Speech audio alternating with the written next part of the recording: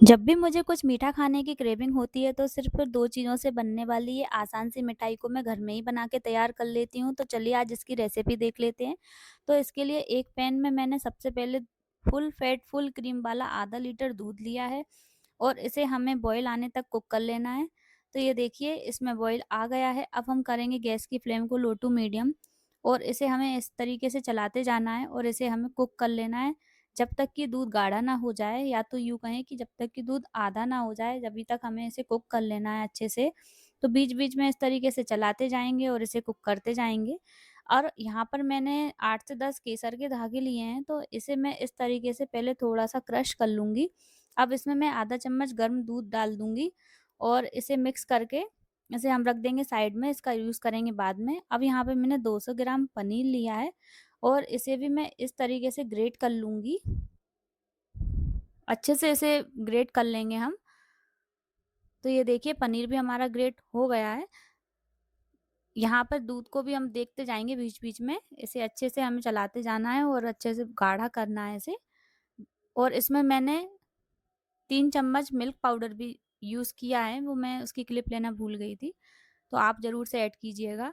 साथ ही यहाँ पर मैंने ये जो पनीर को ग्रेट किया था वो भी मिक्स कर दूँगी और इसे हमें इस तरीके से अच्छे से मिक्स करते जाना है और इसे अच्छे से इसी में पका लेना है। तो ये देखिए इस तरीके से चलाती जाऊँगी मैं और इसे अच्छे से पका लूँगी। साथ ही यहाँ पे मैंने 5 इलायची ली हैं, तो इनका भी मैंने पाउडर बना लिया है। तो इसको भी हम इसी स्टेज पर मिक्स कर देंगे। इसका फ्लेवर अच्छा लगे आपको तो आप ऐड कीजिए, नहीं तो स्किप कर दीजिए। मुझे अच्छा लगता है इलायची का फ्लेवर, इसलिए मैंने ऐड किया है। और साथ ही अब ये देखिए ऑलमोस्ट कुक हो गया है, तो अब इसमें हम डाल देंगे 2.5 चम्मच शुगर। आप अपने पसंद के हिसाब से थोड़ी कम-ज़्यादा रख सकते हैं शुगर को। तो ये देखिए अभी मैं इसे चेक कर रही हूँ, तो अभी थोड़ा-थोड़ा दूध रिलीज़ हो रहा है। तो अभी हमें इसे थोड़ा-सा और कुक करना है, तो 2 से 3 मिनट और कुक करूँगी मैं और एक बार और चेक कर लेते हैं। तो ये देखिए दूध सारा सोक हो गया है इसी में, अब नहीं निकल रहा है। तो ये हमारा पक के रेडी हो गया है, तो अब हम गैस की फ्लेम को कर देंगे ऑफ और इसे एक ट्रे में ट्रांसफ़र कर लेंगे।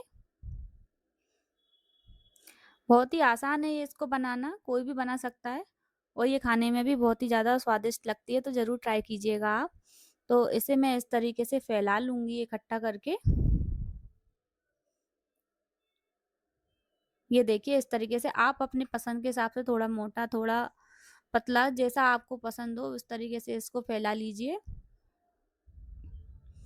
तो ये देखिए और इसको हम सेट होने के लिए रख देंगे 15 से 20 मिनट के लिए। 15 से 20 मिनट काफ़ी है इसको सेट होने के लिए।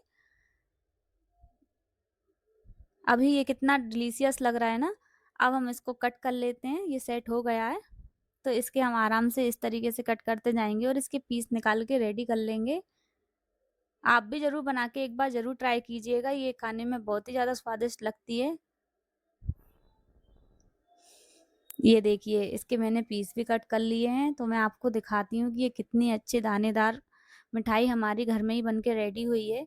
तो आप भी ज़रूर इस मिठाई को बना के ट्राई कीजिएगा। साथ ही जो मैंने केसर को भिगो के रखा था दूध में, उसकी मैं गार्निशिंग कर दूँगी। ये ऑप्शनल है, आपको करना है तो कीजिए, नहीं तो स्किप कर दीजिए।